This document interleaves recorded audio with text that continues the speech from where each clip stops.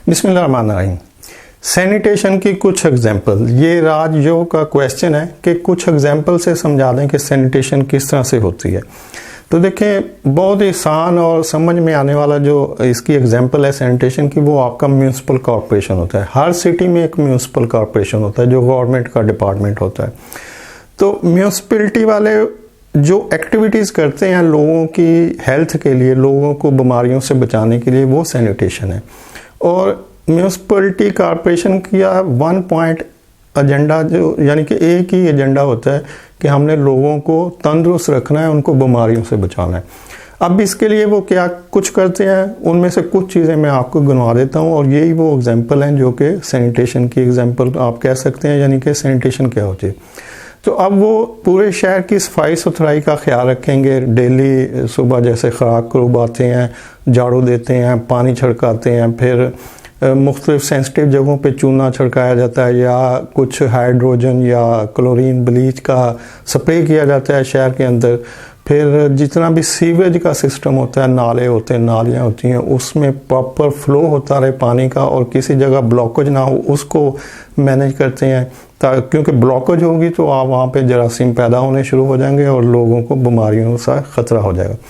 ऐसे जितना फुजला होता है, गंदगी होती है, उसकी प्रॉपर वेस्ट मैनेजमेंट की जाती है, उसको उठाया जाता है, उसको कहीं डंप किया जाता है या आगे कुछ प्रोसेस किया जाता है, जैसे कि उससे कुछ बायोगैसेस बनती हैं, इस तरह का सिस्टम चलाया जाता है। तो वो सारी एक्टिविटी जो म्यूनिसिपल कॉरपोरेशन लोगों की हेल्थ को बेहतर रखने के लिए कर रही होती है, वो सैनिटेशन कहलाती है। इसी तरह से अगर आप थोड़ा स्मॉल स्केल पे देखें, आप खुद सैनिटेशन अपने घर में कर रहे होते हैं, जैसे आप हैंड वॉशिंग करते हैं, आप नहाते हैं डेली, किस लिए? क्योंकि आपका जिस्म जो है जरासीम से पाक है, गंदगी से पाक है।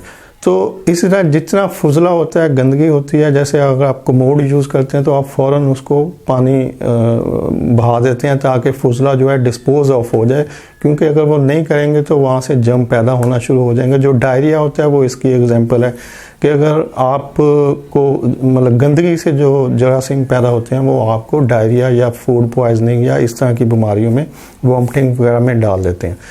तो अब इनसे बचने के लिए जो भी तदाबीर आप करेंगे वो सैनिटेशन है। सैनिटेशन का मतलब है कि आपने क्लीनिंग करनी है, शेड्यूल्ड क्लीनिंग करनी है, और उसके बाद जो जर्म्स है, जो अवेलेबल जर्म्स हैं, उनको उस लेवल पर लेके आना है जहाँ पर वो ख़तरनाक ना हो, जहाँ पे वो हार्मफुल ना हो, जहाँ पे आपको कोई नुकसान ना वो दे सके। देखिए, जर्म्स हर जगह अवेलेबल होते हैं। जर्म्स एयर में अवेलेबल हैं, जर्म्स हर सरफेस के ऊपर अवेलेबल होंगे, इवन जर्म्स आपके जिस्म के अंदर भी अवेलेबल होते हैं। जिस्म के अंदर गुड जर्म्स भी होते हैं और बैड जर्म्स भी होते हैं। तो बहुत सारा जो फूड आप खा रहे होते हैं, जैसे आप लहसुन खा रहे हैं, अदरक खा रहे हैं या कुछ और, ये सब एंटी जर्म्स के लिए होते हैं कि आपके जिस्म में जो बैड जर्म्स हैं उनको किल करता रहे। तो बहुत सारे फूड जो हैं वो जर्म्स को किल करते हैं, और जो गुड जर्म्स होते हैं उनकी हेल्थ को ये बढ़ाते हैं, उनको तंदुरुस्ती देते हैं, और गुड जर्म्स आपके अंदर ज़्यादा पैदा होते हैं जिससे आपकी इम्यूनिटी बढ़ती है। और जब आपके जिस्म के अंदर बैड जर्म्स को किल किया जाता है, जैसे कि आप लहसुन या अदरक वगैरह खाते हैं या कुछ और भी वेजिटेबल फ्रूट है, तो उनके खाने से आपके जो अंदर बैड जर्म्स हैं वो किल होते हैं और आपका इम्यूनिटी सिस्टम बढ़ जाता है। लेकिन जब बैड जर्म्स आपके अंदर ज़्यादा हो जाएं और गुड जर्म्स कम हो तो फिर आप बीमार हो जाएंगे। तो इस बीमारी से बचने के लिए जर्म को किल किया जाता है, खा वो जर्म्स आपकी बॉडी के अंदर हो, खा वो बाहर हो। तो बाहर वो कहाँ पे हो सकते हैं? वो एनवायरनमेंट में हो सकते हैं, वो सर्फेसेस के ऊपर हो सकते हैं। तो उनको ख़त्म करने के लिए आप डिफरेंट केमिकल्स, मेडिसिन या कुछ चीज़ें यूज़ करते हैं जो सैनिटाइज़र कहलाती हैं। जैसे हैंड सैनिटाइज़र का मतलब है कि आपने जब आप अल्कोहल बेस्ड कोई सैनिटाइज़र यूज़ करते हैं तो अल्कोहल जर्म्स को किल कर देती है। तो जब वो अल्कोहल आपके हाथों पे लगती है तो जो हाथों के जर्म्स होते हैं वो किल हो जाते हैं। इस तरह से जब आप हैंड वॉशिंग करते हैं तो जो लिक्विड सोप होता है वो आपके हाथों के ऊपर जो गंदगी होती है, जो डस्ट होती है, उसको डिज़ोल्व कर देता है, उसको नरम कर देता है। और जब वो गंदगी नरम होती है और उसके बाद उनके ऊपर पानी डाला जाता है तो वो वॉश आउट हो जाती है। तो इसका मतलब कि उस गंदगी के ऊपर जो जर्म्स थे, जब आपने उसको डिज़ोल्व कर दिया, गंदगी को, डस्ट को, और पानी ने उसको बहा दिया, तो वो जर्म जो है वो वहाँ से निकल गए। तो ये जो तरीका है ये सैनिटेशन का तरीका है। और मैंने पिछली एक वीडियो में बताया था कि क्लीनिंग, हाइजीन और सैनिटेशन 3 डिफरेंट टर्म्स यूज़ होती हैं। क्लीनिंग सिंपल सप्लाई को क्लीनिंग सिंपल जो सफाई होती है उसको कहा जाता है, हाइजीन शेड्यूल्ड सफाई को कहा जाता है, और sanitation cleaning plus hygiene plus germs को किल करने की जो सलाहियत होती है उसको सैनिटेशन कहते हैं। यानी अगर आप किसी जगह पे डस्ट देखते हैं तो आप उसको साफ कर देते हैं, ये क्लीनिंग है। लेकिन अगर आप उस जगह को एक फिक्स शेड्यूल से करते रहें सफाई, जैसे कि हर 1 घंटे बाद कर रहे हैं या 1 दिन बाद कर रहे हैं, तो इसको हाइजीन कहेंगे, क्योंकि आपने एक फिक्स इंटरवल आपने डिसाइड कर लिया कि मैंने इतने टाइम से यहाँ पे सफाई करनी है। तो जो शेड्यूल्ड सफाई है इसको हाइजीन कहते हैं। जैसे कि ऑफिस में, फैक्ट्री में होता है कि जी इतने इंटरवल से सफाई होगी, तो ये हाइजीन है।